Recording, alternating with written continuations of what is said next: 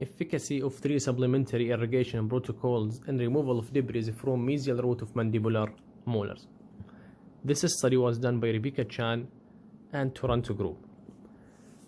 The reason for me to choose this study, despite it was published in July 2019, first, I believe gentle wave is still a hot topic out there, and there are a lot of controversies surrounding this topic. Second, there are very few articles that address gentle wave and compare it to other methodologies of activation as thorough as this article. So the aim of this article was to compare gentle wave system with the intermittent and continuous ultrasonic activation. The method of analysis here was the micro-CT. In this in vitro study, they used 24 mandibular teeth with 2 independent canals, and there are isthmuses connected them, and eventually they are joined with 1 portal of exit. So they are talking about Vertucci type 2. For the root canal preparation, they used wave 1 gold up to primary size, which corresponds to size 25. They placed hot glue on the apex of the tooth in order to simulate the root canal system. So they want to create closed-ended system. For irrigation during the preparation, they only used water and used it at the orifice level. The reason for that was they wanted actually to accumulate debris. They did not want to remove them. They take micro-CT after preparation and accumulation of the debris. For the final irrigation protocols, in the first group, we have the intermittent activation. They use stainless steel ultrasonic files. The sequencing for irrigation was 6% sodium hypochlorite, followed by 17% EDTA, and final runs with 6% sodium hypochlorite. They used this 3 times for 20 seconds per canal.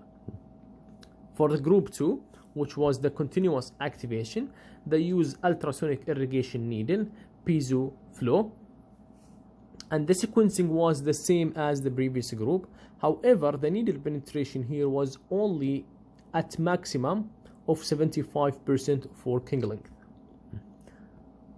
For the group 2, gentle wave, they use 3% sodium hypochlorite for 5 minutes, and they followed that with 30 seconds of water. After that, they placed EDTA 8% for 2 minutes and rinse with water for 15 seconds. For the results, we can go to figure 2. It summarizes everything. We can see in the first row, we have the continuous activation. In the second row, we have the intermittent activation. And in the third row, we have gentle wave system. In the first column here, we have the micro-CT preoperatively.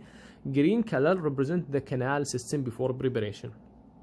In the second column, they overlap the red color, which is the canal after preparation, over the green color. In the third column, there is this black color, which represents the accumulated debris. In the last column, here is the root canal system after activation and cleaning. So, according to this study, gentle wave was significantly reduced the debris in compared to the continuous activation. However, there was no significant difference between gentle wave and intermittent ultrasonic activation, and between the intermittent and continuous activation, they were comparable. So, what we can take from this study: first, gentle wave is an excellent system in terms of removal of debris.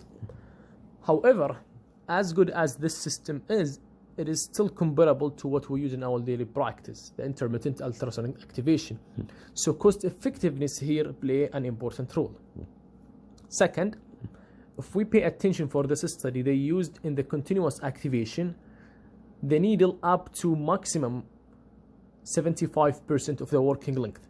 And to make things clear, if we are talking about 20 millimeter root canal and we calculate it up to 75%, this will be 15 millimeters. So maximally they went only 15 millimeters, leave 5 millimeters without activation.